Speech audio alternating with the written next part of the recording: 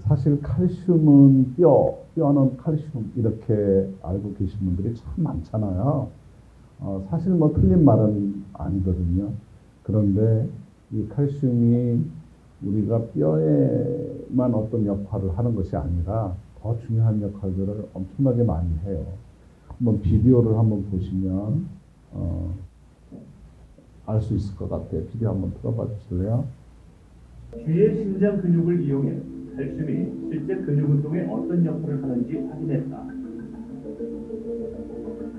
쥐의 심장에 칼슘이 함유되어 있는 용액을 주입해주자 심장이 계속 뛰는 것을 확인할 수 있다. 그러나 칼슘이 전혀 들어있지 않은 용액을 주입해주자 심장이 멈춰버렸다.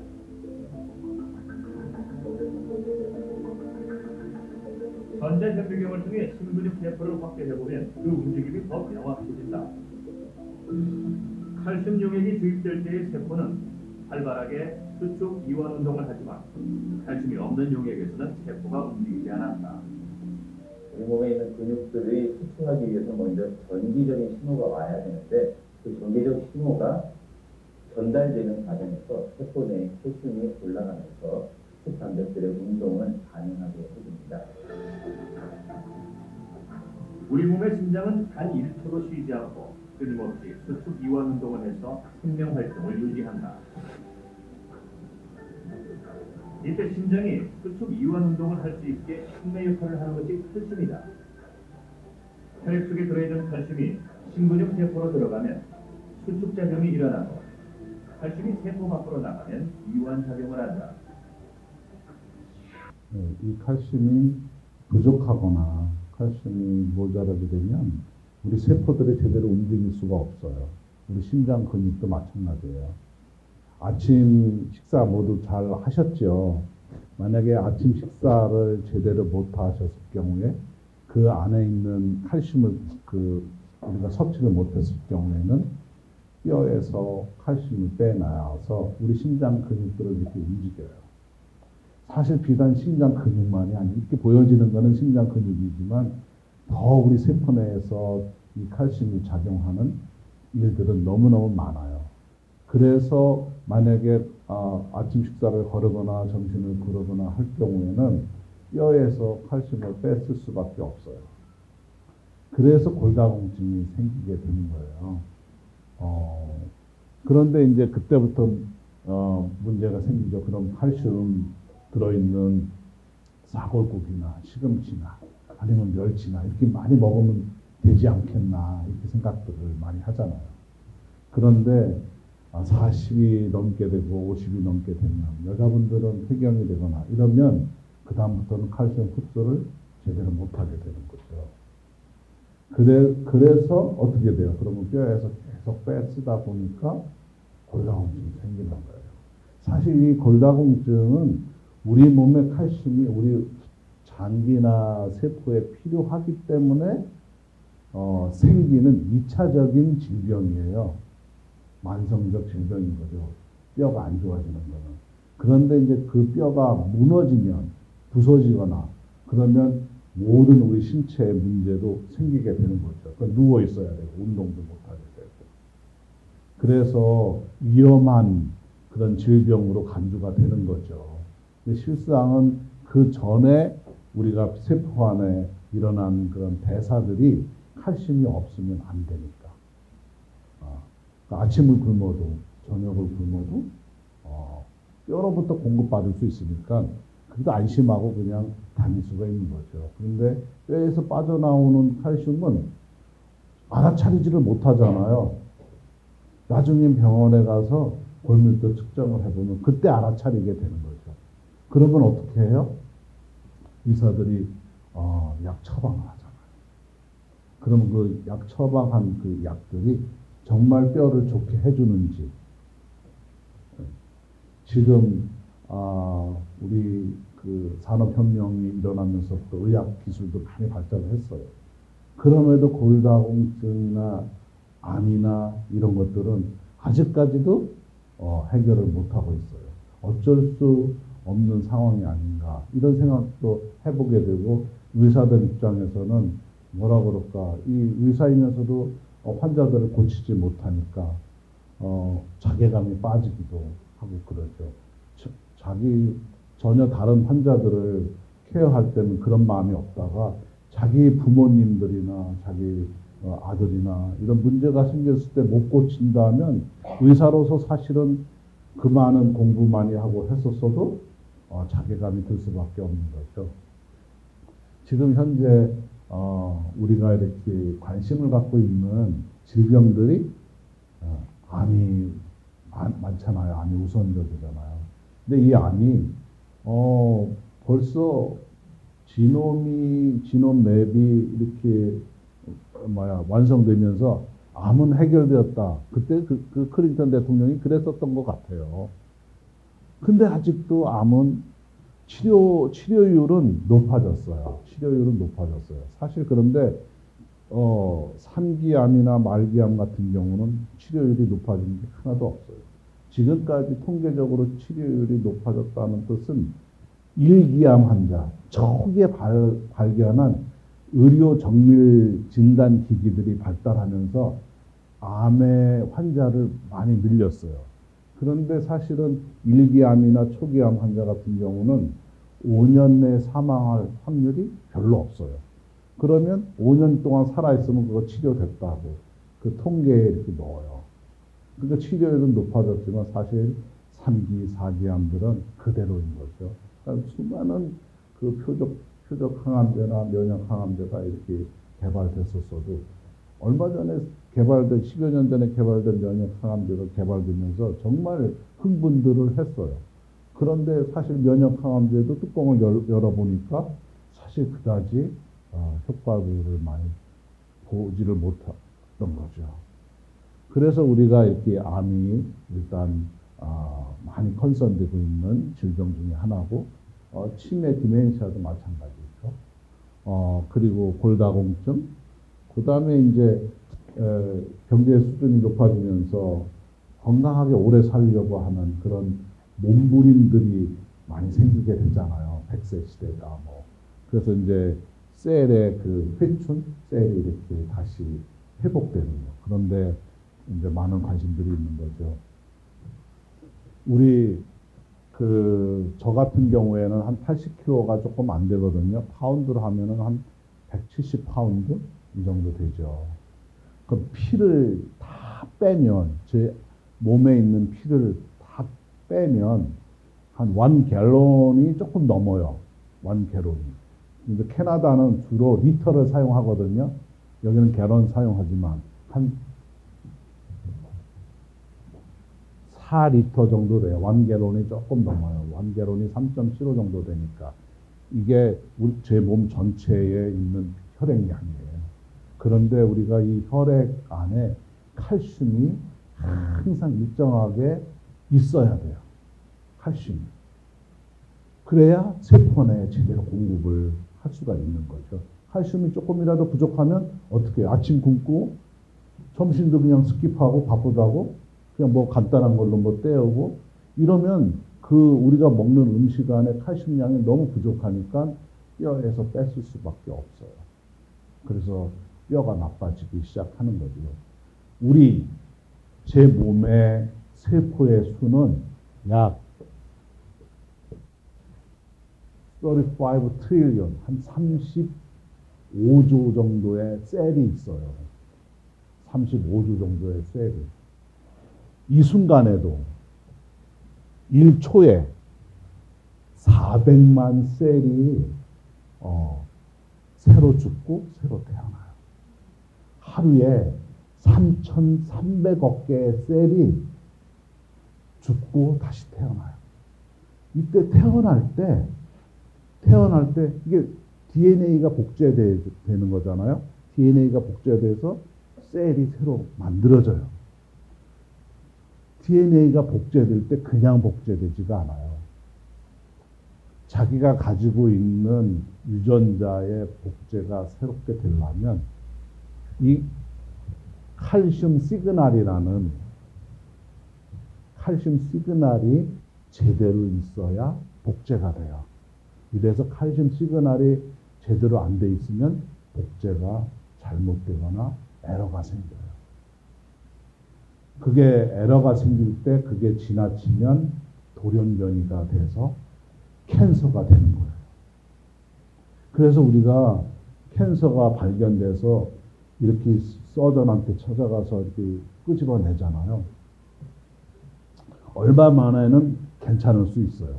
그런데 세포 안에 DNA가 뮤테이션 되는 거는 계속 진행이 돼요. 그러니까 암을 제거를 했다 하더라도, 항암을 했다 하더라도 다시 재발되는 거는 근본적인 문제를 해결하지 못하기 때문이에요. 그래서 지금까지 암 치료가 안 되고 있는 거죠. 계속 발전하고 있는 거죠. 암들은. 그리고 암덩어리, 요만한 암덩어리 안에는 같은 종류의 진을 가진 암은 없어요. 수백, 수천 가지의 진을 갖는 암 캔서가. 왜냐하면 이게 우리 인체는 근육도 있고, 지방도 있고, 프로틴도 있고, 여러 가지 물질들이 구성되어 있기 때문에 캔서들이 그거를 먹고 자라니까 별의별 변이들을 많이 하게 돼요. 그래서 여기에 이렇게 별별 캔서들이 다 있는데 항암제는 보통 개발될 때 한 개의 암세포 진을 보고 그게 죽나 안 죽나를 실험실에서 일단 확인을 해요. 그래서 한국이나 캐나다는 그렇지 않은데 미국 같은 경우는 의사들이 결정을 했어요. 항암제를. 이 환자한테는 이 항암제가 맞겠다. 그래서 의사들이 항암제를 결정을 했거든요. 그런데 이 환자들이 사망하고 나면 자녀들이 수를 해요. 의사들한테. 왜 그런 처방을 하면서 이렇게 만들었느냐고. 그래서 7년 전인가 8년 전서부터는 의사들이 그때서부터는 항암제가 요거 있는데 요거는 어떻고 저거는 어떻고 부작용이 어떻고 해서 다 환자 가족한테 알려줘요. 그래서 당신이 골라 잡으라고. 그 다음부터는 의사들한테 수하는 일이 없게 됐어요. 미국이. 그전에는 의사들이 엄청 그 스트레스를 받았죠. 항암제를 결정하는 데 있어서. 그러면 어떤 항암제가 80% 항암제를 투여했는데 80%가 암세포가 없어졌어요. 그러면 참 럭키하다고 그래요. 그러다 또 한 번, 또 두 번째 텀에 또 항암제를 했더니 한 90%로 없어졌어요. 그러면 그 사람한테 딱 맞는다고 그래요. 근데 대부분 항암제 하나 가지고 죽는 암세포들은 얼빵한 암세포들이에요. 아주 고약한 암세포들은 안 죽어요. 이게 2%에서 5% 정도가 돼요. 그러니까 변이가 된 거죠. 항암제가. 그래서 그놈들이 다시 종양으로 1cm다, 2cm다 커지기까지는 4년에서 10년이 또 다시 걸려요. 그때 뭐라고 그러느냐면 발견됐을 때 재발됐다고 해요. 그 재발된 암은 그 암이 아니에요. 그 암이 아니고 다른 암이에요. 그래서 그 항암제는 절대 들을 수가 없죠. 새로운 항암제를 또 다시 처방받아서 해야만 되죠. 그래요. 여태까지 그러다가 이제 표적 항암제라는 것을 만들고 면역 항암제를 만들고 면역 항암제가 또 안 들으니까 일반적으로 독성 항암제하고 이렇게 컨주게이트 해요. 요즘 많이 써요. 그거를 컨주게이트 하면 조금 더 암세포를 죽이는데 효과가 좀 더 있다. 한 가지를 사용할 때 암세포가 한 15% 죽는다면 그렇게 콜라보한 그 항암제는 20%, 25%까지 증가시킬 수 있다. 물론 모든 암이 그렇다는 건 아니에요. 폐암이다, 또 간암이다, 대장암이다, 다 달라요. 그리고선 일반 서양 의사들은 그러죠. 음식들 뭐든지 잘 먹으라고, 뭐든지. 또 어떤 의사들은 야채 위주로 먹으라고도 하기도 하고. 물론 음식이 조금은 도움이 될 수는 있어요. 음식이. 가공식품들은 덜 먹고 운동도 하고. 그런데 근본적으로 DNA가 뮤테이션 되는 거는 막을 수가 없는 거죠. 그러니까 이 순간에도 이 DNA, 우리 세포가 35조라고 그랬죠. 이 세포 안에 DNA는 우리가 알 수 있는 것, 현재 우리가 알 수 있는 DNA 숫자는 한 2만 개 정도 돼요. 2만 개. 그러니까 세포 안에 또 DNA가 이렇게 있잖아요. 우리가 이런 거 하나 공장에서 이렇게 생산하더라도 하루에 뭐 1000개, 10,000개 이렇게 생산하잖아요. 그러면 이게 한 100만 개 정도 생산하게 되면 이게 이제 에러가 생겨요. 뭐가 이렇게 펄쩍 나오기도 하고. 우리가 그런 거죠. 30살, 40살까지만 해도 에러가 거의 안 생겨요. 에러가 생겨도 에러를 처치하는 또 우리 몸에 단백질이 있어요. 자생시키거나. 그런데 나이가 들면서 에러는 더 많이 생기게 돼요. 에러가 더 많이 생기니까 뼈 안에 있는 칼슘을 더 뺏쓰게 돼요. 빨리 그런 것들을 처리를 하려고. 그래서 비단 암뿐만 아니라 다른 질병들도 그렇게 발생하는 거죠. 그래서 칼슘하고 관계된 질병이 저는 그렇게 봐요. 뭐 학자들은 150여 가지 질병이 칼슘하고 연관되어 있다라고 하지만 저는 직간접적으로 그런 질병이라면 칼슘하고 연결되지 않는 관계가 없는 질병은 하나도 없다 이렇게 생각했죠.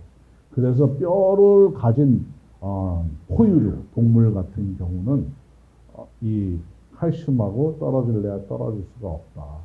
그리고 우리 기억력도 마찬가지예요. 이게 칼슘이 DNA 복제하는데 정보 전달하는 거거든요. 이쪽 DNA가 가지고 있는 정보를 칼슘 시그널로 해서 다른 DNA 복제할 때 다 전사시키는 거죠. 칼슘이 없으면 그 전사가 제대로 안 되는데 우리가 술 좋아하는 사람들 막 이렇게 그냥 곤드레 만드레 하게 먹잖아요. 그러면 그 다음날 엊그저께 있었던 일을 전혀 알아차리지 못하고 기억을 까맣게 못하는 사람들이 있어요. 우리가 기억하고 있는 거를 저장해주는 역할을 하는 게 칼슘이에요. 그래서 우리가 술을 마시잖아요. 그런 뭐 술뿐만 아니라 일반 케미칼들, 약 같은 것도 다 마찬가지예요. 그거를 우리 알코올도 케미칼이랑 똑같아요. 우리 몸에 없으니까. 그 케미칼을 간에서 분해를 하는데 분해를 하게 되면 할 때 칼슘이 넉넉하면 잘 분해를 해요. 그런데 혈중에 이제 4리터 안에 저한테 있는 그 칼슘의 양은 한 200mg 정도 돼요. 200mg. 여기서 조금이라도 낮아지면 뼈에서 뺐어요. 그런데 술을 마시게 되면 이 칼슘을 계속 뺏게 되잖아요. 어느 날 한번 한 꽤 오래 전 일인데 그 러시아 사람이 저희 그 연구소를 방문을 했어요. 그래서 이제 골밀도 측정을 해주는데 와이프랑 다 같이 왔더라고요. 근데 자기 남편도 골밀도 측정을 해보고 싶다고 와이프가 그러길래 남편을 보니까 뭐 그냥 이렇게 등치도 크고 뼈도 튼튼하게 생겨서 할 필요가 없을 것 같다는 생각이 나 와이프가 꼭 좀 해봤으면 좋겠다고. 그래서 40살밖에 안 된 러시아 사람인데 제가 골밀도 측정을 해줬어요. 뼈가 형편없이 나쁜 거예요. 도대체 당신 왜 이렇게 건강해 보이는데 뼈가 이렇게 안 좋을까 했더니 초등학교 때서부터 술을 마시기 시작을 했대요. 술 많이 마시는 분들 아무리 겉보기에 우람해 보여도 속은 다 비어 있어요. 그래서 술 많이 드시는 분들은 칼슘 소모를 많이 하게 되고, 칼슘 소모를 많이 하다 보니까 우리 혈액 내에 칼슘을 빼다 쓰다가 못하면 뇌에 있는 칼슘도 빼다 써요. 뇌에 있는 칼슘이 모자라게 되면 정보가 차단돼요. 그러면 어저께 일들을 기억을 못하는, 까맣게 기억 못하는 거예요. 그게 블랙아웃 됐다고 그러잖아요.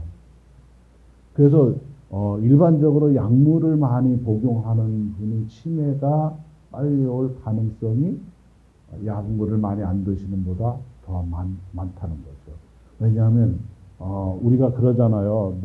노인분들 혼자 사시면은 왜 냄새 난다고 젊은 사람들 그러잖아요. 그런데 우리 세포 안에는 이 포도당, 우리가 이제 탄수화물을 먹게 되면 이 탄수화물을 먹으면 치매 아밀라제라는 효소가 있는데 그 탄수화물이 그 치매에 의해서 그 효소에 의해서 분해가 되면 당이 돼요. 당이 돼요. 당이 되는데 이 당이 세포 안에 들어갈 때 어떻게 되느냐면 그 알데히드라고 들어보셨는지 모르겠어요. 당이 분해되면 알데히드가 되고 이게 초산이 되고 나중에는 물하고 이산화탄, 카본 다이옥사이드가 돼요. 우리가 술을 먹게 되면 이게 알데히드가 됐다, 초산이 됐다가 물과 이렇게 카본 다이옥사이드가 되는데 술을 먹으면 이렇게 막 냄새 나잖아요. 좀 고약한 냄새. 이게 이 냄새예요. 근데 노인분들이 세포가 원활한 대사를 하지 못하면 이 알데히드가 나오면서 이 냄새가 나는 거예요. 채취에. 젊은 사람들은 그러지는 않은데. 그게 칼슘이 다 이 과정을 촉매 역할을 하는데 칼슘이 부족하게 되니까 그 역할을 못하게 되는 거죠. 그러니까 모든 케미칼들이나 우리가 먹는 음식들이나 이런 것들이 잘 먹어줘야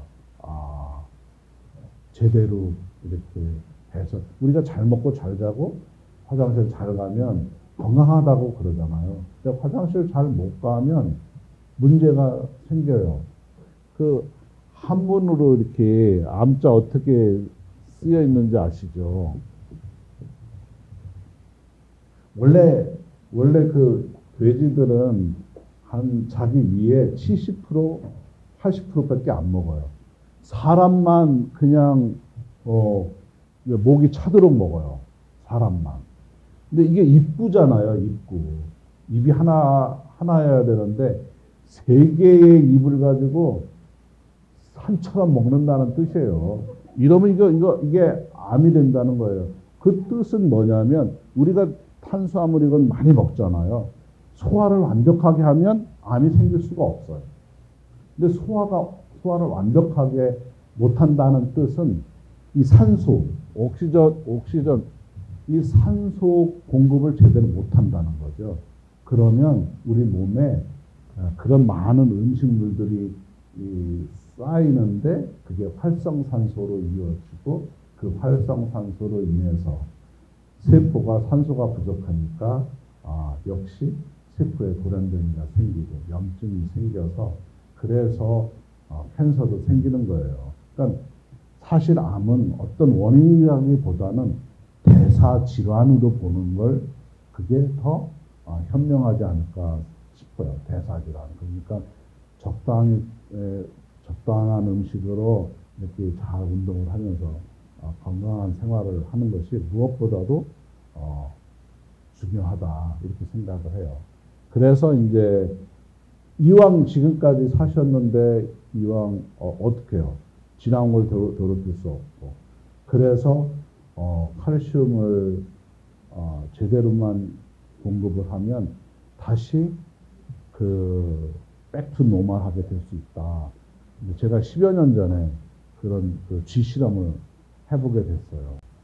이 뼈에는 뼈를 만들기도 하고 파괴하기도 하는 세포가 있어요. 그 뼈를 만드는 것이 조골세포라고 해요. 그리고 뼈를 파괴하는 거. 그러니까 지금 아침 굶었잖아요. 그러면 칼슘을 못 먹었잖아.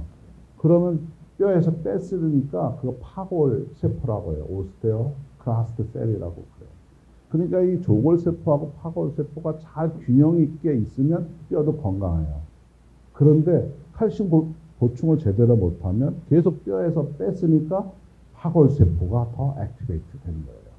그러면 파골세포, 조골세포가 무엇으로 인해서 활성화되고 불활성되느냐? 그거는 갑상선이에요. 여러분들 다 이 목에 있는 갑상선. 이 갑상선, 부갑상선이 있어요. 갑상선에서는 조골세포를 활성화시켜서 뼈를 튼튼하게 만드는 역할을 하고, 파라타이로이드, 부갑상선의 호르몬은 파골세포를 활성화시켜서 뼈에서 칼슘을 뺐어요. 두 가지 다 중요한 역할을 하는 거죠. 한 가지라도 안 좋으면 병원에서 뭐라고 그래요? 갑상선 기능 저하증, 그 다음에 항진증 두 가지까지 해요. 중요한 역할을 하는 거죠. 이 갑상선이 우리 혈액 중에 있는 칼슘을 일정하게 만들어주는 역할을 해요. 그런데 이제 우리가 세포 안에서 칼슘이 부족하잖아요. 뭐 100이 부족하다. 그러면 젊었을 때는 뼈에서 칼슘을 100만 이렇게 빼내요. 근데 연세가 들면, 나이가 들면 100만 빼내지도 않아요. 105, 110 이렇게 빼내요. 왜냐하면 계속 필요하니까 더 필요할 거다.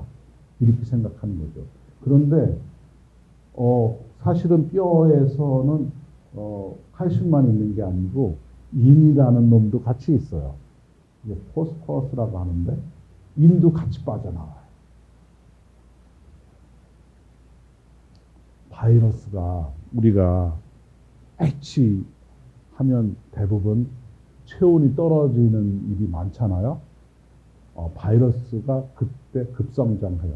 체온이 떨어질 때 뼈에서 우리 몸은 뼈에서 칼슘을 빼내요. 그래서 세포에서 발전을 해서 ATP라는 에너지를 일으키는데 이 체온을 여기서 생산을 하는 거예요. 우리 마이토콘드리아, 세포 내의 마이토콘드리아. 추워지면 칼슘도 빠져나오고 인도 같이 빠져나와요. 이때 인이 많이 빠져나왔을 때 바이러스 걸리기가 쉬워요. 감기 바이러스 그래요. 그래서 인 때문에 그 핵산의 중심적으로 있는 놈이 인이에요. 그 바이러스가 계속 커지기 위해서는 인이 꼭 필요한 거죠. 그래서 뼈에서 인이 빠져나오게 되면 바이러스에 쉽게 걸릴 수 있는 거예요. 이때 칼슘을 제대로만 공급하면 뼈에서 칼슘을 빼내지도 않고 인도 빼내지도 않고 그래서 바이러스를 이길 수가 있는 거죠.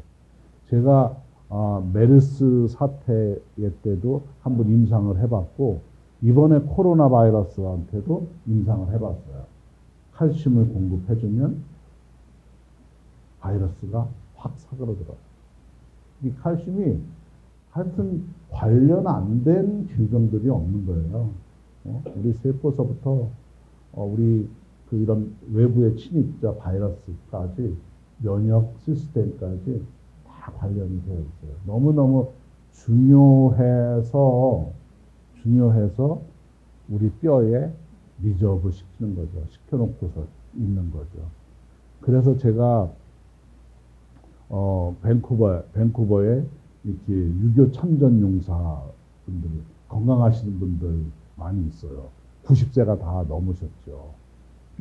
건강하게 그때까지 살아계신 분들 보면 뼈가 정말 튼튼해요. 뼈가 정말 튼튼해요. 그러니까 이 뼈가 우리 몸의 건강의 척도라고 해도 과언이 아닌 거죠. 그렇다는 뜻은 뼈로만의 문제가 아니라 뼈 안에 있는 칼슘을 우리가 잘 사용하고 있었다 이렇게 볼 수가 있는 거죠. 그런데 뼈만 좋다고? 뼈가 좋은데 왜 이렇게 안 좋지? 건강이 안 좋지? 이런 분들은 갑상선 기능 저하증을 의심해 볼 필요가 있어요. 그래서 저는 케미스트리 했어요. 케미스트리 하고 이런 그 연구 일종만 많이 하다 보니까 그 메디컬 닥터가 됐어요. 칼슘을 가지고 진단을 할 정도로 된 거죠. 만약에 심장이 안 좋으면, 심장에 부정맥이 있거나 안 좋으면 반드시 키드니가 안 좋아요. 여러분, 우리가 햇빛을 쬐고 바이타민 D를 먹잖아요. 그러면 그냥 단순히 그걸로 끝나는 게 아니라 키드니가 펑션이 제대로 돼야 돼요. 그러면 그 바이타민이 키드니에서 활성 바이타민으로 바뀌어요. 그래서 활성 바이타민으로 바뀌면 혈중에 바이타민 D가 오르면서 칼슘 흡수를 잘해요. 그래서 운동하시는 분들이 뼈가 튼튼한 이유가 그런 이유 중에 하나예요. 그런데 운동을 하루에 3시간씩, 4시간씩 하는 젊은 친구들이 있어요. 뼈가 어떨까요? 뼈 밀도가 형편없이 나빠요. 왠지 아세요? 운동을 하면 칼슘 소모를 엄청나게 해요. 근육 움직일 때마다 칼슘 소모를 엄청 많이 해요. 그래서 NBA 그 농구 선수들이 원 시즌이 끝나면 뼈 밀도가 5%에서 많으면 10%까지 없어져요, 뼈가. 그러니까 운동도 적당 30분, 1시간 운동을 하면 좋은데 그 이상을 하게 되면 지나치면 오히려 뼈에서 칼슘을 뺏게 돼요. 자, 그러면 또 더 중요한 것도 있어요. 칼슘이 다 같은 칼슘이냐? 칼슘이.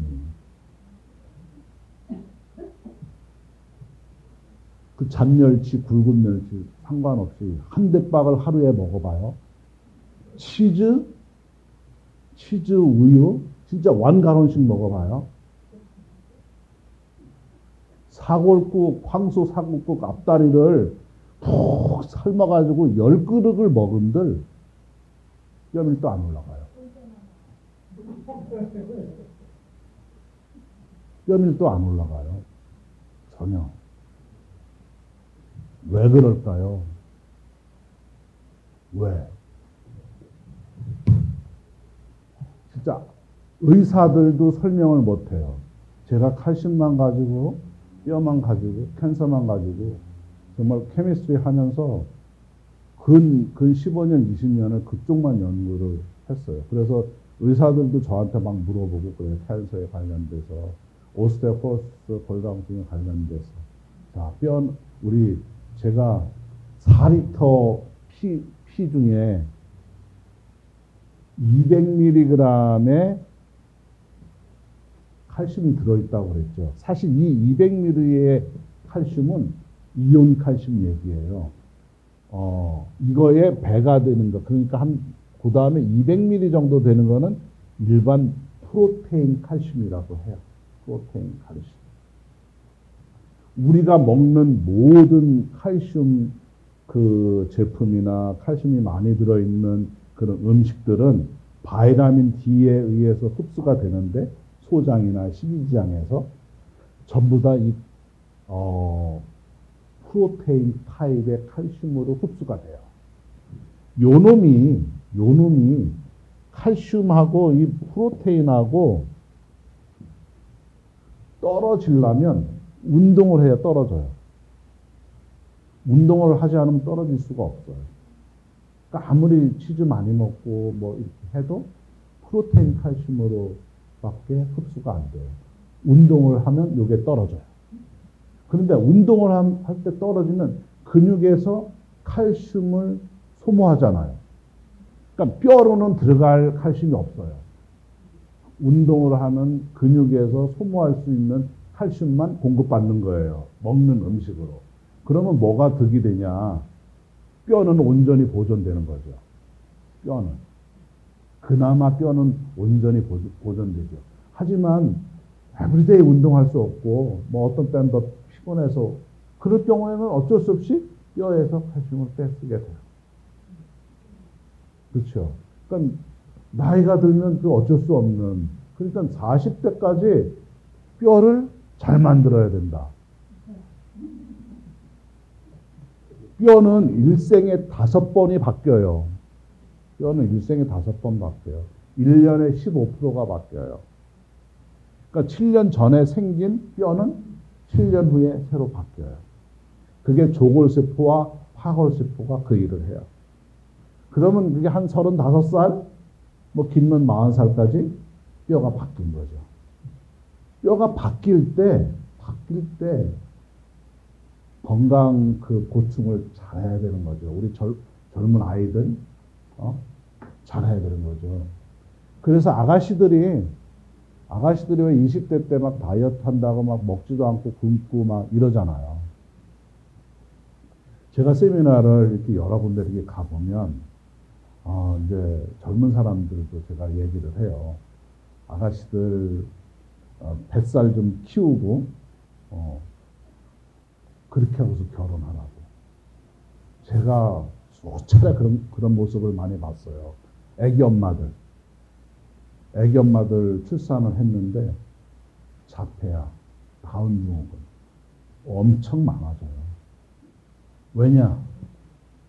한 개의 난자, 세포, 정자가 만나서 크게 이루잖아요. 세포 수가 어마어마하게 늘어나잖아요. 그때 칼슘 공급이 안 되면 DNA에 에러가 생기게 되어 있어요. 근 한 15년, 20년 전에 한국에서 발표한 게 의하면 출생아 중에 49%가 칼슘 부족으로 나타났어요. 출생아가. 그래서 모유를 잘 먹으면 6개월 내로 회복을 해요. 그런데 그렇게 결핍된 참신 결핍으로 태어난 아이들의 장애해야 되는 비중들이 점점 높아지고 있거든요. 그러니까 10명이 모유를 잘 먹고 건강하면 7 정도는 회복을 해요. 하지만 3 아이 정도는 회복을 못 해요. 그래서 박야가가 되기도 하고, 처음에는 모르죠, 부모들이. 자폐아가 있는지 없는지 모르고. 다운 증후군 같은 경우는 유전자 검사를 하게 되면 알아요. 그런데 여자들의 문제라고 옛날에는 많이 치부했잖아요. 장애아를 낳게 되면. 남자의 문제가 되는 경우가 50%, 남자의 정자의 문제가 생길 때 50%는 남자의 문제예요. 우리 젊었을 때는, 여기 목사님이 젊었을 때는, 남자들이 한번 사정을 하면 정자의 수가 1억 5천에서 2억 개 이상 됐었어요. 그런데 요즘 젊은이들의 정자 수는 3천, 4천밖에 안 돼요. 1억 개가 넘어야 수정될 가능성이 많은 거죠. 그러니까 요즘 시험관 아기담 많이 하잖아요. 정말 많아요. 그리고 이게 출산율도 점점 나이가 들어서 결혼하면서 출산율도 현저하게 떨어져요. 자, 정자가 난자를 찾아가는데, 정자가 난자를 찾아가요. 근데 정자가 눈이 있을까요? 뭐가 있을까요? 정자 눈이 없어요. 근데도 찾아가요. 난자 있는 쪽을. 그러면 정자를 사람의 크기로 이렇게 확대를 해보면, 이게 저가 정자예요. 난자가 어디 있을까? 심리 밖에 있어요.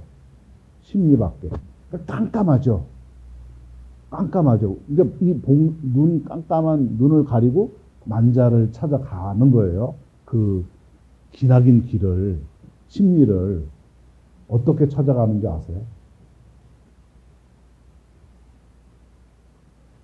정자를 둘러싸고 있는 정액 내에 칼슘이 시그널을 보내요. 남자가 어디 있다. 쏜살같이 찾아가요. GPS 기능이 있는 거예요. 이게 칼슘 시그널이 우리 와이파이랑 비슷해요. 와이파이 이렇게 우리가 받으면 이렇게 통화할 수가 있잖아요.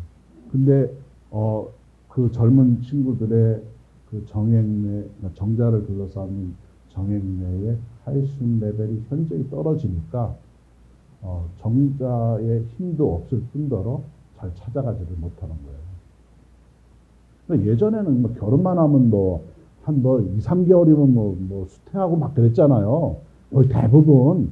근데 요즘은 뭐 1년이 돼도, 2년이 돼도, 이게 임신을 못하는 사람들이 뭐 여자뿐만 아니라 남자하고 똑같은 그런 그게 있는 거죠. 뭐 여자의 문제고 남자의 문제가 아니라. 그러니까 이게 뭐 그렇게 정액이나 정자가 이렇게 충분한다고 해도 이게 부족하면 임신이 안 되는 거죠. 너무 중요해요. 우리 칼슘의 역할이. 그걸 모르죠. 그런데 그러면 어떤 칼슘을 도대체 먹어야지 이 역할을 할 수 있을까? 어떤 칼슘을 먹어야지. 이 세상에 어떤 칼슘도 이 칼슘이 없었던 거예요. 지금까지는. 골다공증 치료제가 참 많이 나와 있어요. 대부분 뭐냐면 파골세포를 꼼짝 못하게 만드는 거예요. 모든 약들이 그래요. 그걸 비스포스포네이트, 코사맥스, 액티놀, 아마 그런 거 처방받아보신 분도 있을 거예요. 여기 미국에서. 최근에는 프로리아라는 주사제가 나왔어요. 캐나다에서는 그냥 맞으려면 2,000불, 보험이 되면 460불인가 그래요. 그리고 한국에서는 이 프로리아, 암젠에서 나온 건데 한국에서는 보험을 하면 23만 원. 싼 그 약은 아니죠. 그러면 이게 어떤 역할을 하느냐? 뼈에 파골세포를 인히비시켜요. 불활성화시켜요. 뼈에서 그 물질이 뼈를 파괴를 못하게 만드는 그 역할을 하는 거죠. 그 파골세포를 이렇게 꼼짝 못하게 해서 뼈를 파쇄를 못하게 만들어요. 그런데 어때요? 뼈는 숨을 쉬어야 돼요. 조골세포가 뼈를 만들어주고 파골세포는 오래된 뼈는 내보내야 돼요. 오래된 뼈는 내보내야 돼요. 그래서 그 약을 주사를 하면 먹거나 주사를 하면 이 파골세포가 인히비되면서 꼼짝 못해 뼈가 들어가지도 못하고 나오지도 못해요. 그럼 어떻게 해요? 점점 하드니스가 경질화된다고 그래요. 그래서 제가 정형외과 의사들도 이렇게 많이 만나서 보면 어떠냐. 이 약을 복용하거나 주사한 사람의 부러져서 온 사람들, 정형외과에 온 사람들은 부러진 게 아니라 부서지게 와요. 그러니까 연탄재 아시죠? 연탄재. 그게 부서져서 그냥 덮는 일이 많은 거죠. 그래서, 이제 그 약을 만약에 계속 복용하다가 스탑하잖아요. 그 복용을 하다가 딱 스탑하면 2개월에서 3개월이면 원상복귀가 돼. 예전대로 그냥 그렇게 돼버려요. 쑥 빠져나가 버려요. 이게 기가 막힌 게 그 약을 먹고 덱사, 그 스캔을 병원에 가서 누워서 하는 그 엑스레이 찍잖아요. 덱사 스캔을 하면 뼈 밀도가 괜찮은 거야, 그냥. 그래서 그런 줄 알아. 내 뼈가 튼튼해졌다고. 천만에 만만한 거예요. 그 약만 끊으면 그냥 쑥 빠져나가요. 그게 어쩌면 좋아, 이게. 그렇죠? 어쩌면 좋아. 그런데 그 약을 먹으면 부작용을 또 심란해요. 부작용 얘기를 들으면. 아드님이나 손자분들이 있으면 드러그스.com에 들어가면 약에 리뷰가 많이 달려 있어요. 그래서 이 프로리아 이거 먹고서 인생 아주 그냥 망쳤다고 하는 그런 글들이 많이 올라와 있어요. 그리고 이 암젠이라는 이 회사는 수억 불의 그 수 들어올까봐 리저브 해놓은 펀드가 있어요. 그러니까 기가 막힌 거죠. 뭐 FDA하고 뭐 제약회사하고 다 알고 지내는, FDA에 있던 사람이 제약회사 이사로 들어가기도 하고, 제약회사 이사로 있던 사람이 또 FDA 들어가기도 하고, 그냥 자기네들끼리 다 하는 거죠. 근데 이게 어쩔 수 없는 상황이 된 거죠. 산업혁명이 일어나면서 또 의약품들이 그렇게 많이 개발되어 있지만 골다공증은 치료제가 없는 거죠. 그리고 암도 마찬가지로 그런 문제가 있어요. 그래서 저는 골다공증 약 드시지 말라고, 오히려 운동하시고 잘 드시고 하는 게 오히려 부작용도 막고 뼈를 그나마 그래도 더 나쁘게는 안 하지 않나, 이렇게 조금 이제 쉬었다가 또 이어서 하겠습니다.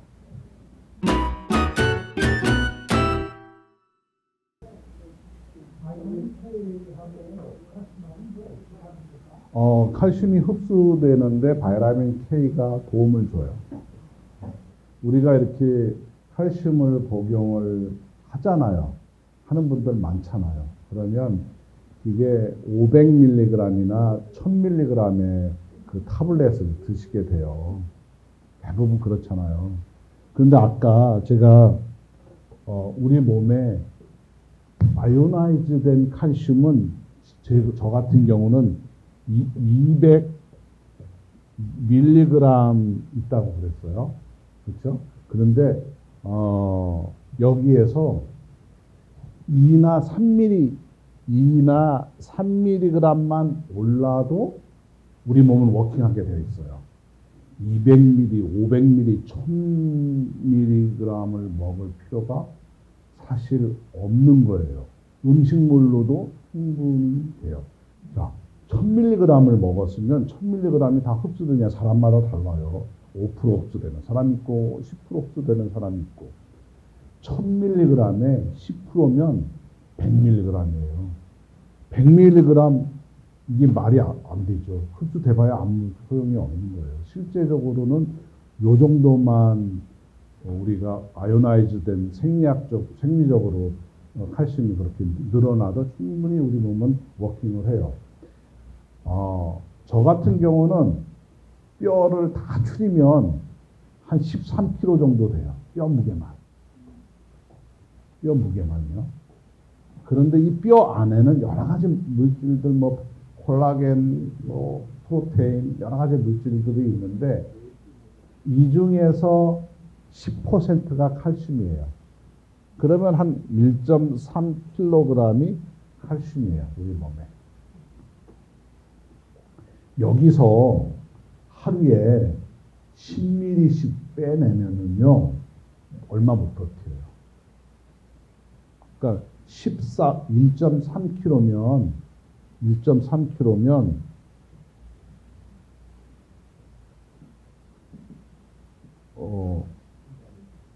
1,300 이렇게 되죠? 13,000이잖아요. 그죠? 1,300인데 미리그램으로 만약에 한다면 공이 또 3개가 또 붙어요. 이렇게 미리그램 있어요. 우리 몸에 칼슘이. 하루에 10ml씩만 뺀다고 생각해 보세요. 며칠 견딜라나 우리가. 그래서 적게 빠질수록 골다공증이 천천히 발생된다는 뜻이죠. 그래서 이 순전한 칼슘 공급을 어떻게 해야 되느냐, 그게 우리한테는 관건인 거죠. 그러니까 하루에 그렇게 많은 칼슘을 먹는다 해도 흡수가 안 되면 아무 소용이 없어요. 그래서 이제 제가 15년 전에 이제 정말 적게 먹어도 이렇게 될 수 있는 칼슘을 연구를 그 전서부터 했지만, 이걸 개발을 한 거를 그 쥐에다가 해봤어요. B를 난소를 제거를 하면 이게 골다공증이 유발되고 그래서 이걸 먹이면 정말 이게 회복이 될까? 회복이 될까? 이렇게 적은 양을 먹였는데도 회복이 될까? 그렇죠. 그런데 8주 만에 회복이 되더라고요. 8주 만에. 그러면 동물한테 실험을 했는데 포유류잖아요. 쥐도 포유류잖아요. 사람한테도 그렇게 되지 않을까? 그 사람들한테도 제가 이렇게 줘봤어요. 근데 몸이 좋아지고 그런데. 근데 몸이 좋아진다고 해도 이게 뼈 밀도가 정말 올랐나? 안 올랐나는 제가 특정할 수가 없잖아요. 병원에 가야 스캔을 하니까. 그래서 저초음파 기기를 제가 구입을 했어요. 저거는 이제 비포 애프터만 알 수 있는 거예요. 다이고노시스 하는 건 아니에요. 왜냐하면 저거는 이제 팔목에만 비포일 때, 애프터일 때 어떤가. 그것만 이제 보는 거죠. 제대로 보려면 병원에서 누워서 엑스레이, 듀얼 그 덱사라는 걸 가지고 이렇게 등뼈서부터 여기 히프 뼈까지 다 체크하는데 저거는 이제 손목만 하는 거예요. 그러니까 제가 사람한테도 먹여보고 사실 뭐 손목만 본 덴시티가 증가하겠어요? 먹었는데 전체가 다 증가하겠죠. 그래서 저걸 테스트를 한 다음에 병원에 가서 한 번 더 테스트 해보라고 그렇게 하죠. 근데 거의 일치되는 그런 일이 생기게 되더라고요. 계속해서. 그래서 이제 그때서부터 연구를 본격적으로 하게 됐어요. 일반적인 그 칼슘들은 이건 화학이라 좀 어렵지만 그냥 쉽게 넘어갈게요. 칼슘이 아주 세게 이렇게 본딩이 돼 있어요. 보통 라임스톤이라고 하죠. 우리가 먹는 칼슘 서플리멘트는 전부 다 라임스톤이에요. 우리 타이레놀 안에 들어있는 것도 라임스톤이에요. 그걸 이제 칼슘 서플리멘트로서 만들어서 팔아요. 그러니까 사실 한마디로 얘기하면 돌가루예요. 그리고 산후를 만든 거, 계란 껍질로 만든 거 여러 가지 많아요. 또 식초로 해서 만든 거 그런 것들도 많은데 모든 칼슘들은 아주 센 본딩을 하고 있어요. 결합을 하고 있어요. 이거는 바이타민 D에 의해서만 떨어져요. 그런데 이제 제가 개발한 이 칼슘은 바이타민 D 없이 흡수가 되는 거죠.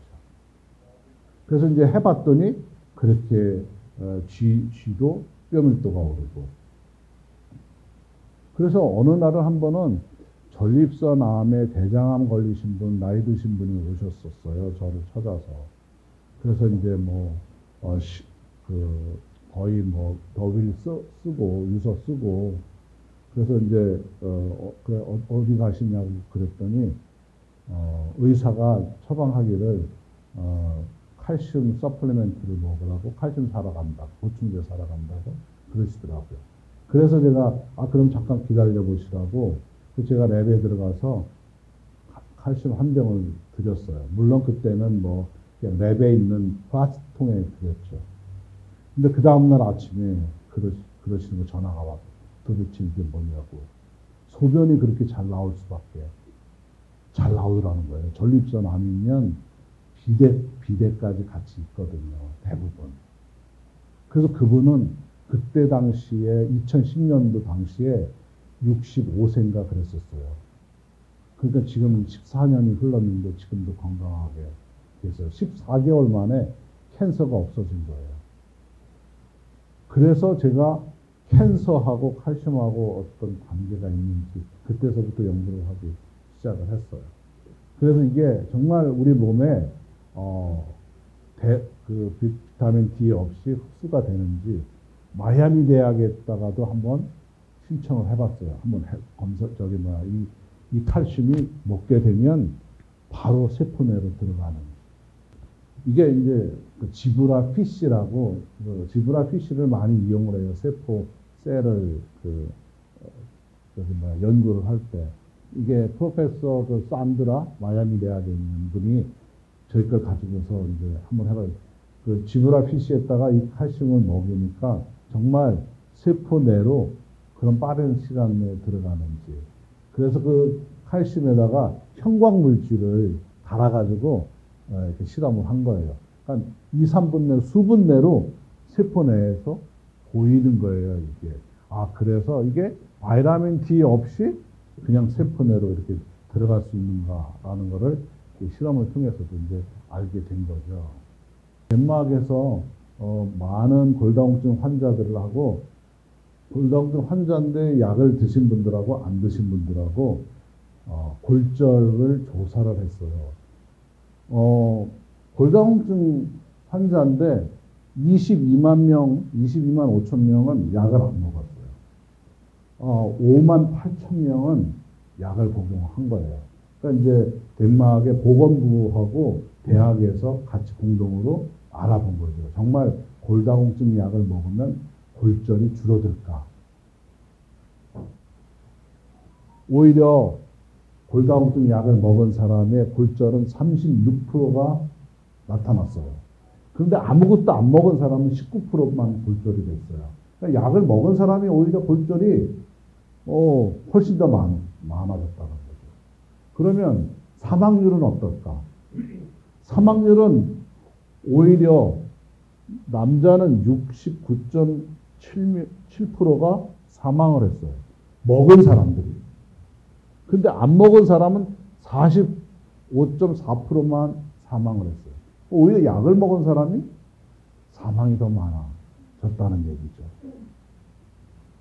그러니까 심각한 거죠. 오히려 약을 먹은 사람이 돈을 들여서 복용을 했는데 프락처도 더 많고 안 먹은 사람보다 사망률도 높고. 그래서 저는 그래요. 약은 먹으면 오히려 해롭다고. 심리적인 안정감은 줄 수는 있어요. 심리적으로. 약 먹으니까 괜찮겠지. 약 먹으면 뼈가 좋아지겠지. 이런 부분을 모르는 분들은 그렇게 생각할 수가 있는 거죠. 그래서 이제, 아까 그 얘기, 뒤로 돌아가서 그런 전립선 암 걸리시고, 그랬던 분, 즉, 대장암 걸리신 분이 이걸 드시고 나와서 계속해서 이제 지금까지도 제가 캔서, 암하고 이런 쪽을 연구를 하고 있어요. 그래서 이제 먹였더니 우리 거를 먹으신 분이 3개월이면 골밀도가 이렇게 올라요. 그래서 이걸로 측정을 해요. 그러니까 안 드셨을 때하고 드셨을 때. 그래서 그 그래프 한번 보여주실래요? 이 빨간 부위가 골밀도가 25%가 로스가 되면 정상에서 그러면 우리는 병원에서 골다공증이 진행되고 있다고 이렇게 얘기를 해요. 그리고 처방을 하죠. 25%, 2.5예요. T스코어를 2.5라고 하면 25%가 뼈가 없어진 거예요.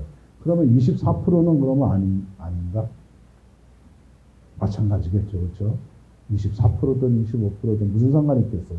20%든 이미 진행되고 있는 거니까. 하지만 이제 보험 처리를 하려니까 국가에서 이것으로 하자 이렇게 정해놓은 거일 뿐이에요. 그죠? 근데 이분이 한 30몇 %가 뼈가 이제 로스가 됐었는데,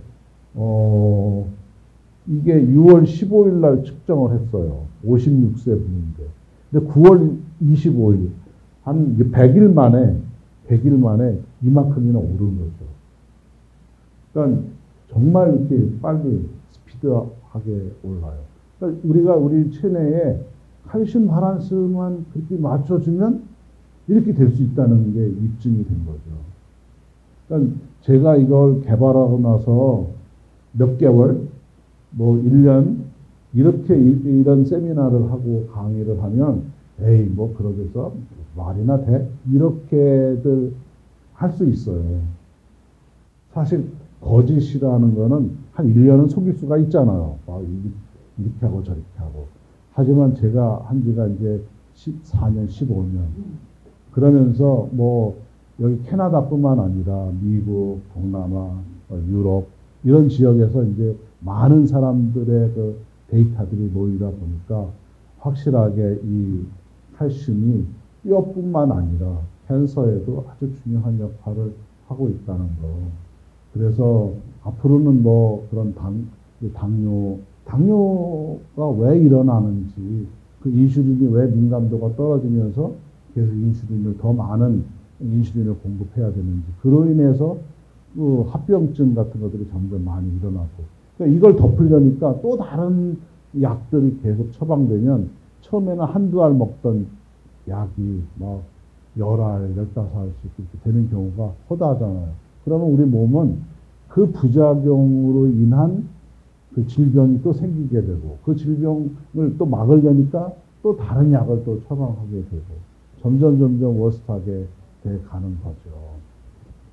이거는 이제 최근에 그 알칸소 대학에서 실험을 한 거예요. 뭐, 이게 그래프니까 약간 머리가 아프실 수 있는데, 이게 어떤 내용이냐면, 아까는 젊은 쥐를 가지고 초기에는 난소를 제거해서 골다공증을 일으켜서, 실험을 했어요.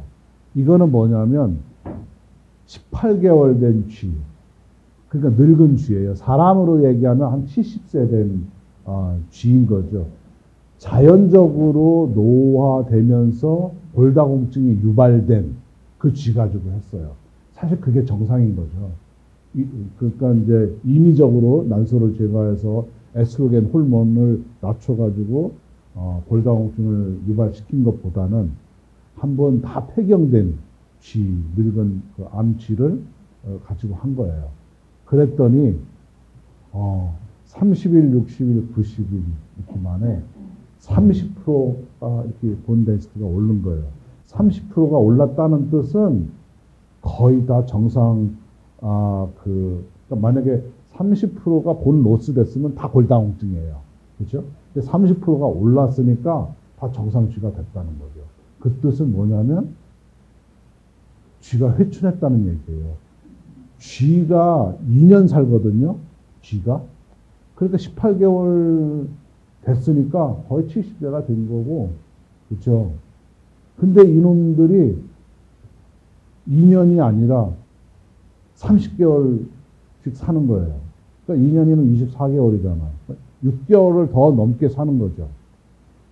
그러면 쥐의 수명이 그만큼 20% 30% 이렇게 늘어났다는 의미니까 이 뼈를 가지고도 수명을 이렇게 판단할 수가 있는 거죠. 그러니까 뼈는 그냥 뼈가 튼튼하다는 그런 의미도 있지만, 그보다도 우리 모든 신체 대사, 세포 대사가 그만큼 중요하게 작용을 했기 때문에 쥐의 수명이 이렇게 늘어난 거죠.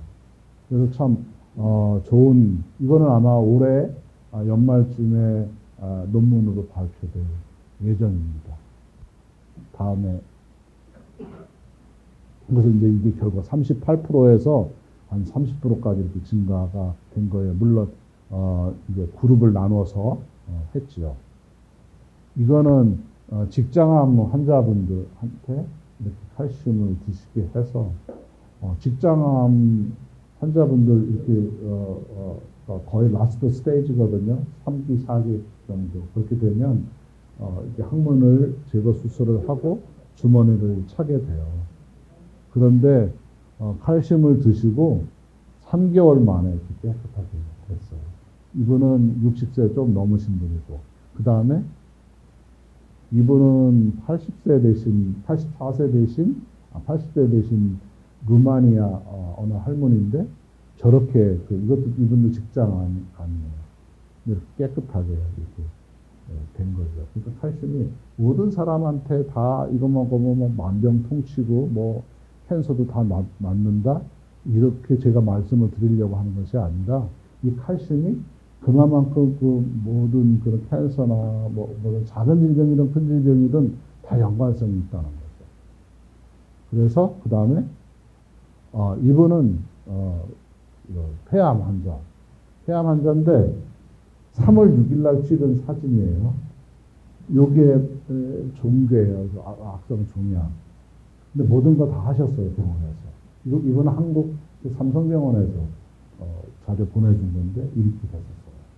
그런데 4월 26일 한 달하고 한 뭐 20일 정도 됐는데 다 없어졌어요. 이런 분들이 참 많아요.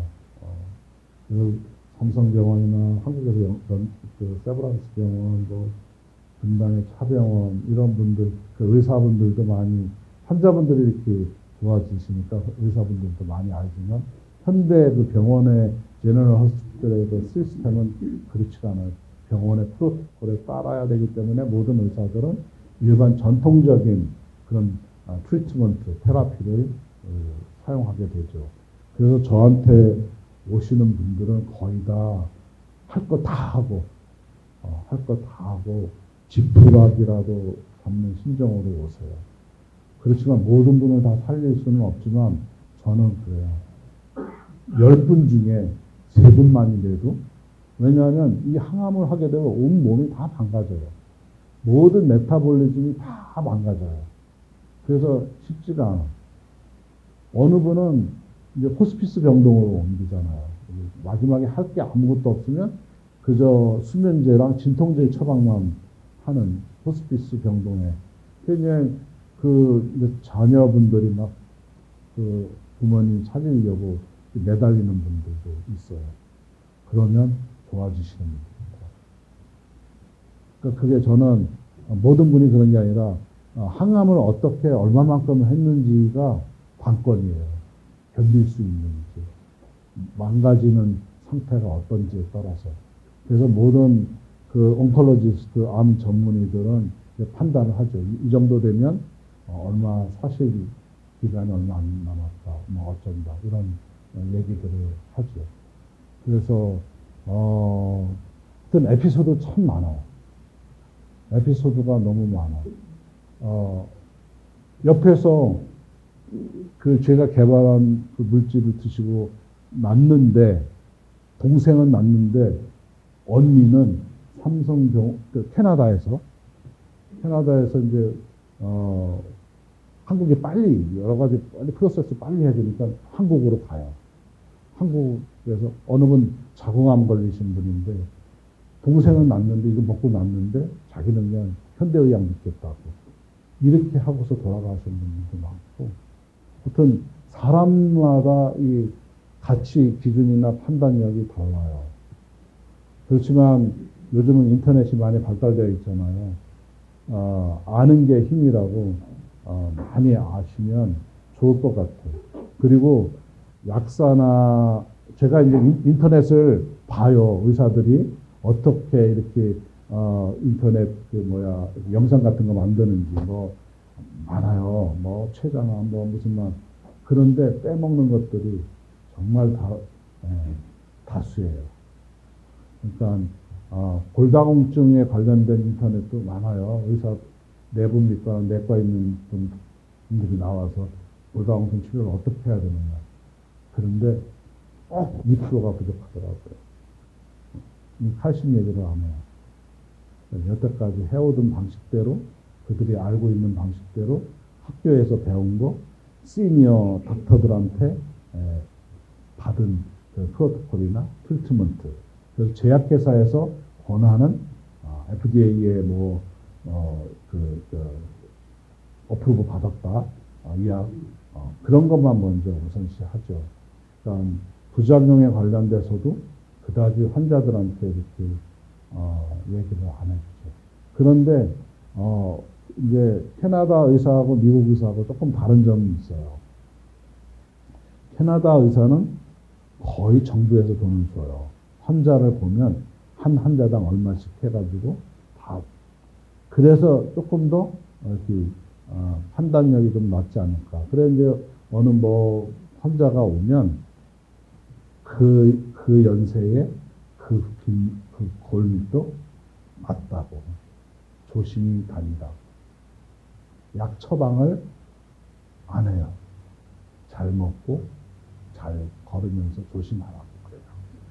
그거는 약간 시니어 닥터들이 그렇게 얘기해요. 그런데 30대, 40대 닥터들은 무조건 처방해요. 좀 다르죠. 아마 미국 같은 경우는 캐나다 의사하고는 조금 다를 거예요. 이게 캐나다는 거의 정부에서 다 하다 보니까 의료비가 안 들어가거든요. 약값은 본인 부담을 하는 경우가 있죠. 만약에 병원에 우리가 입원하잖아요. 캐나다는 그냥 파킹비만 내고 퇴원해요. 파킹비만. 모든 약이다, 뭐 주사, 인젝션이다, 수술비다 거의 국가에서 다 해요. 나갈 때 보호자가 데리고 나갈 때 파킹비만 내고 다 나가요. 그렇지만 이제 우리가 인하우스 입원하는 게 아니고 그냥 외래로 가잖아요. 병원에 외래로 가면 입원을 안 하면 약값은 자기 부담해야 돼요. 물론 이제 인컴이 높으면 약값이 좀 나오지만 인컴이 별로 없으면 약값이 10불, 20불밖에 안 나오니까. 그래서 이제 그 캐나다 병원이나 의사에서는 무리하지 않는 거죠. 이런 처방전에 있어서. 근데 약간 프라이베트 클리닉 같은 경우를 많이 가지고 있는 미국 같은 경우는 무리하게 이렇게 리커멘드 하는 경우도 있을 수가 있고 그럴 것 같아요.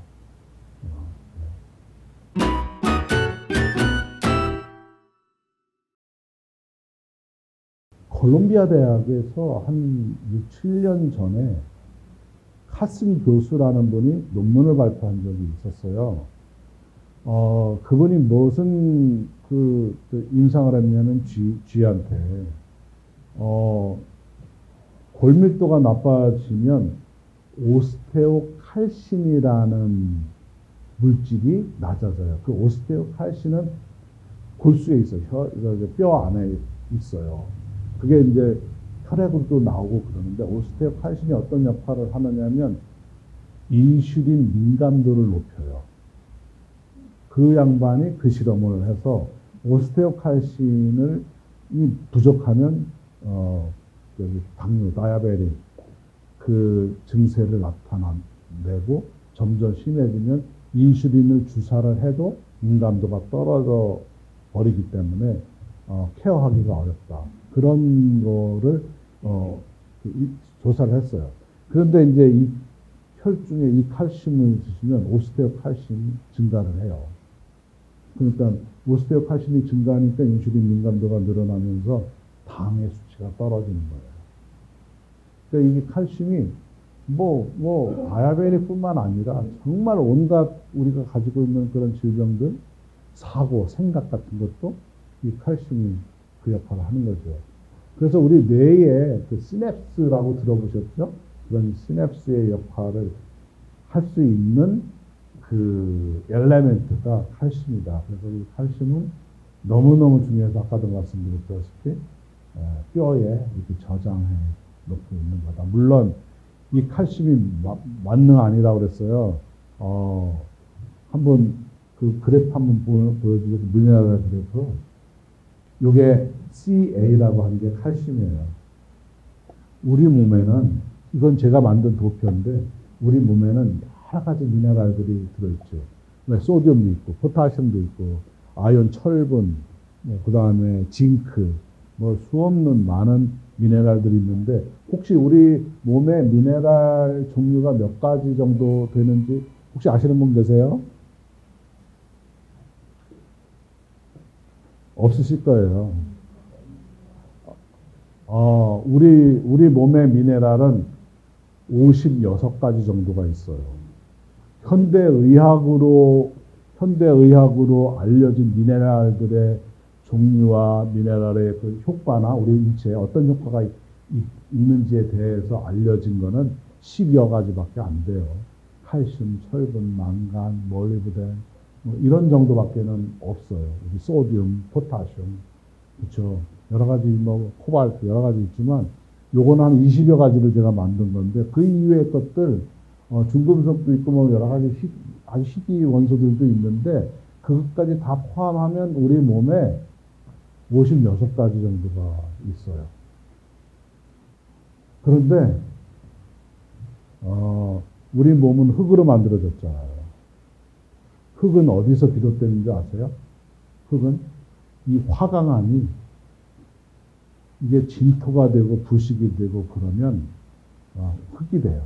이 화강암에 50여 가지의 미네랄이 들어있어요. 너무 신기해요. 어떨 때는 그런 것들이. 이 바닷물에는 방사성 동위원소를 빼고 한 60여 가지가 있어요. 바닷물 안에. 바닷물에는. 근데 화강암은 육상에서 그런 많은 미네랄을 함유하고 있는 게 화강암이고, 우리가 그 화강암하고 비슷한 그런 미네랄의 종류를 우리 몸에 갖고 있다는 거죠. 그래서 이제 진흙으로 만들어진 게 이게 믿겨지지 않지만 이게 제가 과학을 하다 보니까 이게 또 이렇게 또 연결이 되는 거라는 생각이 들더라고요. 그런데 아까는 제가 지금 칼슘에 대해서는 얘기했잖아요. 근데 이 칼슘이 소디움, 요도는 이제 갑상선 관련, 뭐 철분, 텅스텐, 코발트, 이건 포스포러스, 바나딘, 솔퍼, 뭐 수많은 그런 미네랄들하고 다 상호작용을 한다는 거예요. 그래서 칼슘 부족으로 인한 질병에 있어서는 칼슘 보충만으로도 가능해요. 저는 거의 100% 칼슘 부족으로 인한 질병은, 칼슘 릴레이티드 디지즈는 거의 케어할 수 있다. 그런데 우리 몸에 다른 것들이 부족할 경우에는 이거는 공급해줘야 된다. 그런 다른 말은 구리, 주석, 실리콘, 알루미늄, 금속, 베르륨, 카드뮴, 전부 다 우리 음식들 안에 들어가 있는 물질들이에요. 우리 음식들 안에. 그러니까 음식도 골고루 드셔야 된다는 얘기죠. 이게 부족하면 칼슘을 아무리 먹어도 일정 기간 동안에는 효과를 보다가 이런 것들이 부족하면 칼슘도 역할을 못할 수가 있다는 거죠. 그래서 너무너무 중요해요. 그래서 옛날에 저는 인삼 먹으면 효과가 좋게 나타나는 사람 있잖아요. 인삼에도 20여 가지 미네랄들이 들어있어요. 저는 사포닌이 어떤 효과가 있다, 인삼에 어떤 효과가 있다, 그것보다도 미네랄들이 이렇게 많이 들어있으니까 부족한 미네랄들을 그거 삶아서 아니면 씹어서 먹으니까 원기가 회복되는 게 일리가 있는 거예요. 저는 이제 서양과학을 했으니까. 그렇죠. 그리고 우리 허준 선생 동의보감이나 이런 거 보면 나무 허브 이파리만 먹지 않거든요. 삶지 않거든요. 줄기도, 열매도, 뿌리도 함께 그냥 음지에서 자란 식물, 양지에서 자란 식물, 별걸 다 짬뽕을 해서 푹 봐가지고 들이마시잖아요. 저는 거기에 유기적인 화합물들이 어떤 게 들어있는 거는 별로 상관하지 않아요. 열매에 있는 거, 줄기에 있는 거, 껍질에 있는 거, 이파리에 있는 거, 뿌리에 있는 거. 미네랄들이 충분히 많이 들어있을 거다. 그래서 우리 몸의 세포 대사 하는데 저는 이제 이렇게 접근을 해요. 동양 의학을 하지를 않았으니까 침도 일리가 있다. 이렇게 얘기는 하지만 저는 그쪽을 공부를 안 해서 잘 모르지만, 차이니즈 허브들을 이렇게 우리가 이렇게 푹 봐서 여러 가지 종류대로 먹잖아요. 신맛도 나고, 단맛도 나고, 쓴맛도 나고. 이런 것들을 복합적으로 이렇게 삶아 먹으면, 일리가 있다. 이게 보충이 되니까, 이런 것들이 보충이 되니까. 그래서 이제 한국의 광동제약이나 이런 대웅제약이나 이런 데는 뭐 가지고 하느냐면 에틸알코올을 가지고 추출을 해요. 에틸알코올이란 기름을 녹이는 성분이거든요. 그래서 그런 쌍화탕이나 이런데 알코올 성분이 조금씩 들어있어요. 그래서 이제 70%의 알코올 성분, 에틸알코올로 추출을 해낸 다음에 소량을 그런 이제 프로덕트 만드는데 사용을 하는 거죠. 그러면 지용성 물질, 우리 허브에 들어있는 수용성 물질을 같이 복용하게 되는 거니까 그것도 맥센스 한 거죠. 일리가 있는 거죠. 이제 차들이 발효하는 거거든요.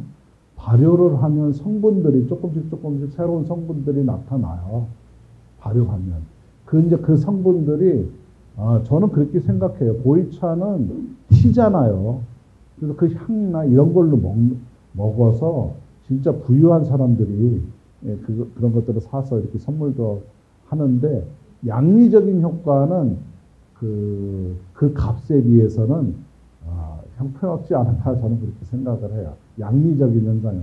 그저 그냥 티는 우리 왜 쿠바에서 만드는 시가도 향에 따라서 막 그냥 뭐 몇백 불, 몇천 불씩 하는 게 있듯이 그냥 기호식품으로 기호하는 걸로 해서 가격이 매겨진 거지 양리 효과가 더 많아서 그 가격이 매겨졌다고는 저는 생각하지 않아요. 그러니까 그냥 발효되는 식품들이 우리 김치다 뭐 많잖아요. 그럼 발효식품들은 새로운 물질들을 만들어내니까 나쁘지 않다고 그렇게 생각을 해요. 그래서 발효식품들 많이 먹은 사람들이 아까 우리 몸에 셀 수가 몇이라고 그랬죠? 네? 아니 세포의 수, 세포의 수가 뭐 사람에 따라서 체중에 따라서 표면적에 따라서 다르지만 35조 정도 돼요. 그런데 우리 몸에 이렇게 살고 있는 박테리아 세균 수는 얼마인지 아세요? 네? 맞아요. 곱이 넘어요. 근데 저는 그저 이만큼 세포에 셀이 있으면 세균도 이만큼 있다. 그런데 우리 한민족들은 잡식성이잖아요. 여러 가지 별의별 거 다 먹잖아요. 세균의 수가 서양 사람들이 그 세균 수하고 달라요. 종류가 우리 대장에 있는 그 균수가 20% 이상 차이가 나요. 종류가. 그리고 건강한 대변이 한국인들이 많아요. 서양 사람들보다. 그래서 지금 대변은행이라고 있어요. 똥은행. 한국에도 있고, 미국에도 있어요. 좋은 건강한 대변을 가진 사람은 건강해요. 면역력도 좋고. 근데 건강한 대변을 가지지 않은 사람은 면역력도 떨어지고, 바이러스도 잘 걸리고, 문제가 심각해요.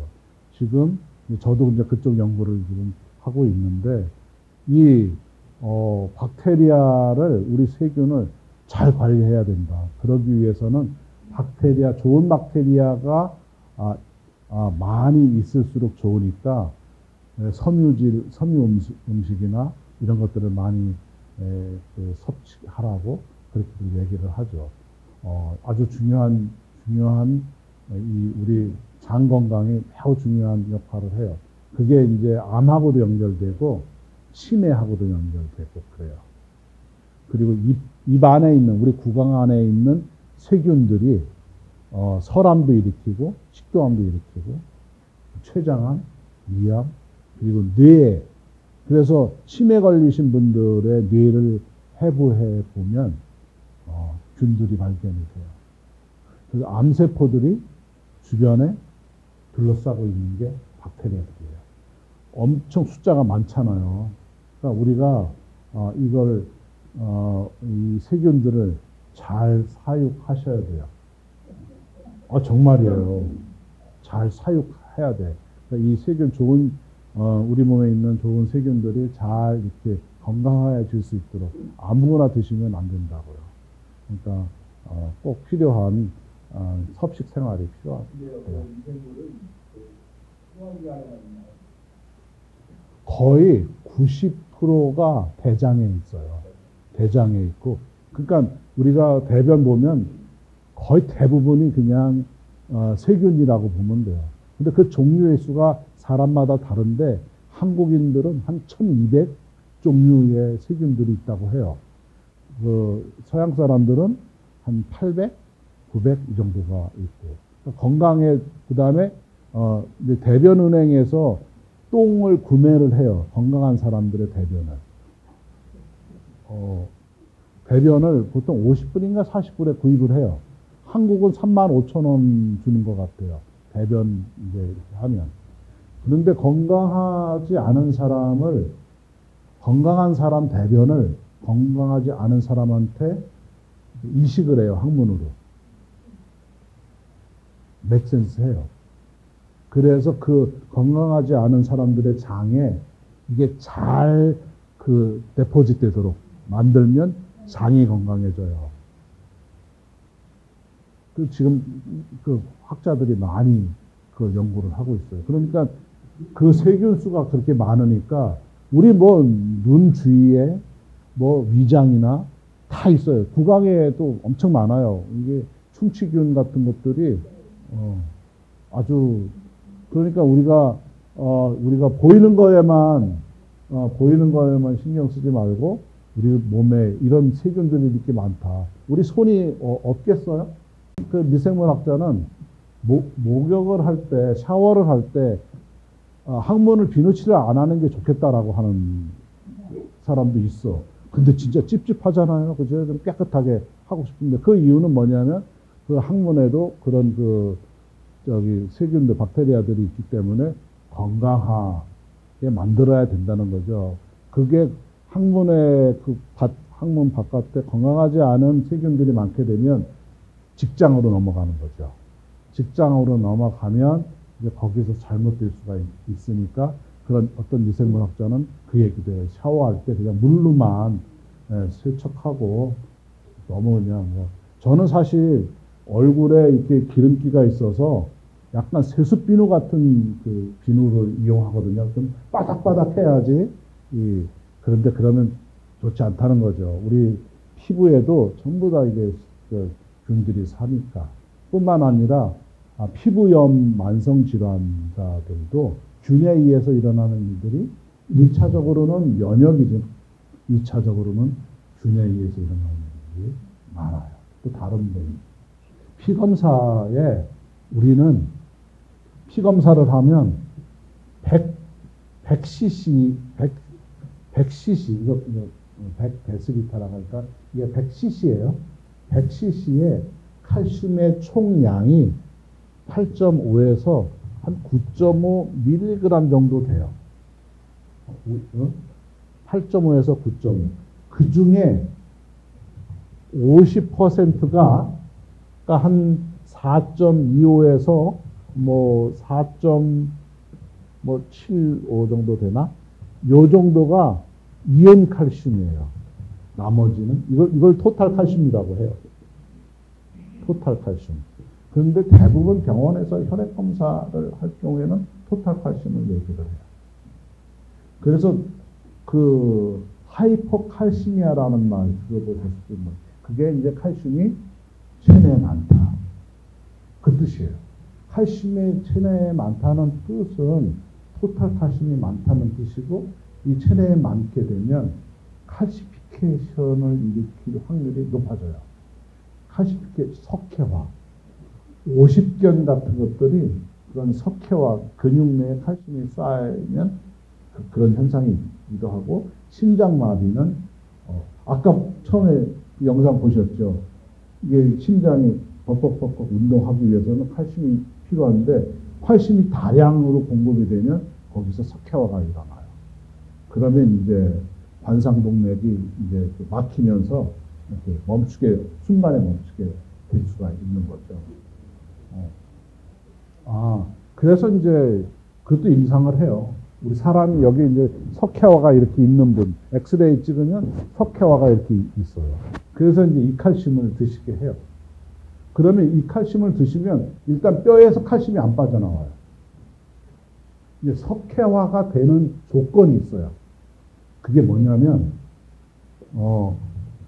칼슘의 양 곱하기 인의 양이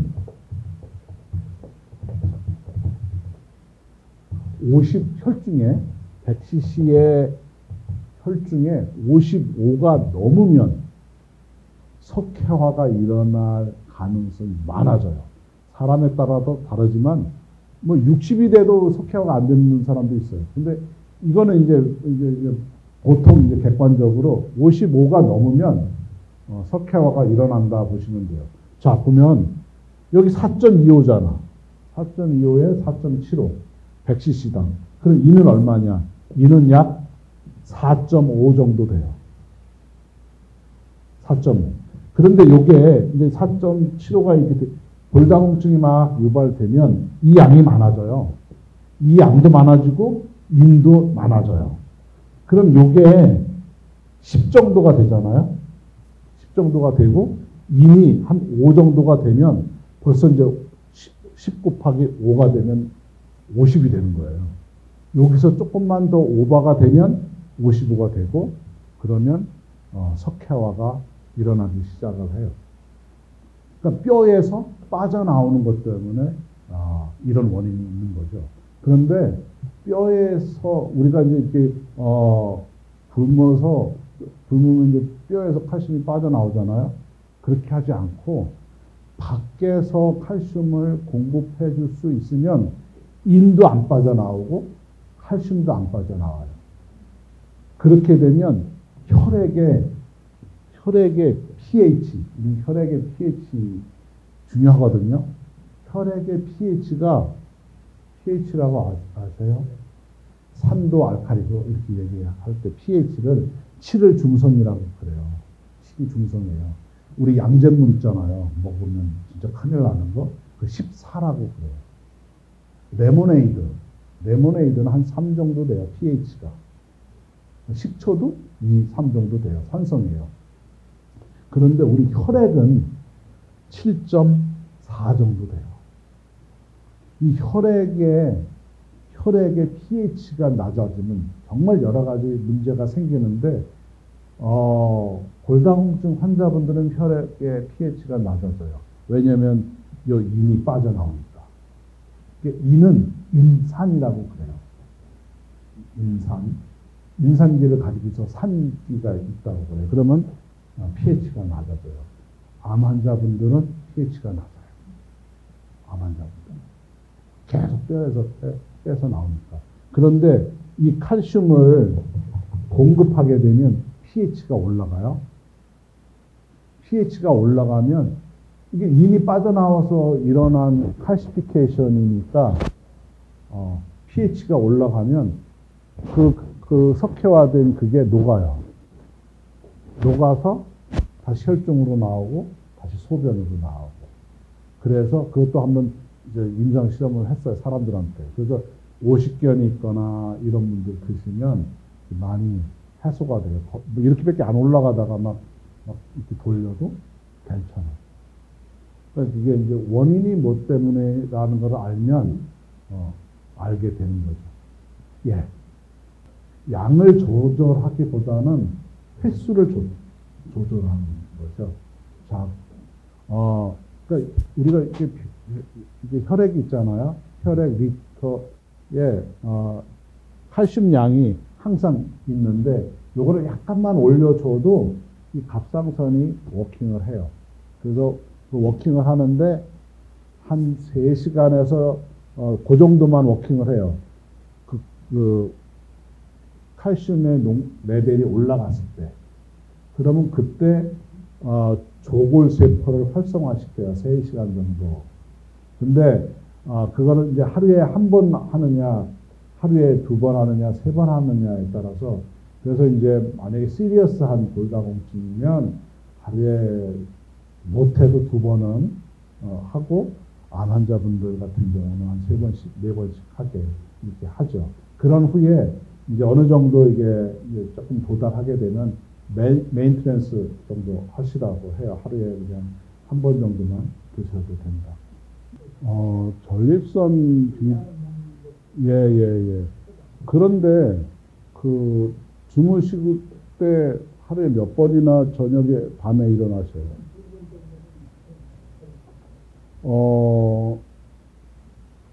사실 전립선 비대 때문에 소변 눕고 싶어서 일어나는 거 아니에요. 방광 때문이에요. 네. 방광 밑에 소변을 감지하는 센서가 우리 몸에 다 있어요.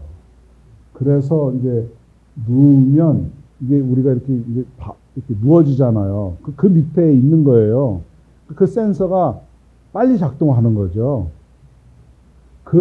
그거를 그 작동을 좀 덜하게 민감하게 할 수 있는 게 뭐냐면 방광벽이 얇아지니까 센서하고 이렇게 노출되는 그게 더 많아지잖아요.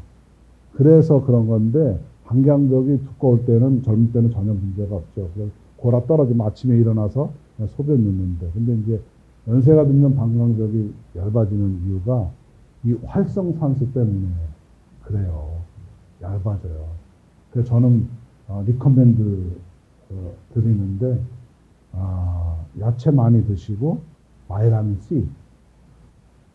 C를 저녁에 식사하시고 바이타민 C를 한 2000mg 정도 드시면 조금 많이 이제 그냥 일반적으로 그냥 바이타민 C를 한번 더 드셔보세요. 예, 그러면 한결 나을 거예요. 왜냐하면 방광에 염증이 있거나 이러면 이게 방광벽이 얇아지면서 소변이 조금만 차도 이렇게 소변 보고 싶은 그 사인이 오잖아요. 그것 때문이니까 그렇게 한번 해보셔요. 그래서 뼈를 다시 리빌드업 한다는 걸로 보면 정말 물론 경제력에 따라서 좀 다르지만 이거는 뼈가 다시 재생하는 거니까. 그래서 의사하고도 얘기할 때 그래. 지금은 이제 우리가 매스 프로덕션이 안 되고 있거든요. 그러니까 소량을 이렇게 하려다 보니까 참 미안한 감이 사실 죄송스러운 감이 항상 들어요. 이제 모든 분들이 좀 이렇게 잘 하면 좋겠는데. 그런데 플로리아 그 골다공증 약 2,000불이에요. 근데 부작용도 엄청 심하고 골밀도도 올라가지 않아요. 그리고 일반적으로 다른 약물들도 많죠. 그러니까 그런 거에 비하면 뭐라 그럴까 엄청 저렴한 거라고 저는 생각을 해요. 그래서 이제 매스 프로덕션 되기 전까지는 조금 어떻게 방법이 없는데 하여튼 그래서 이제 조금 선교하시는 분이나 이런 분들한테는 어떻게 다르게 이제 프로그램을 만들어서 이렇게 해드리기도 하고 그러고 있습니다.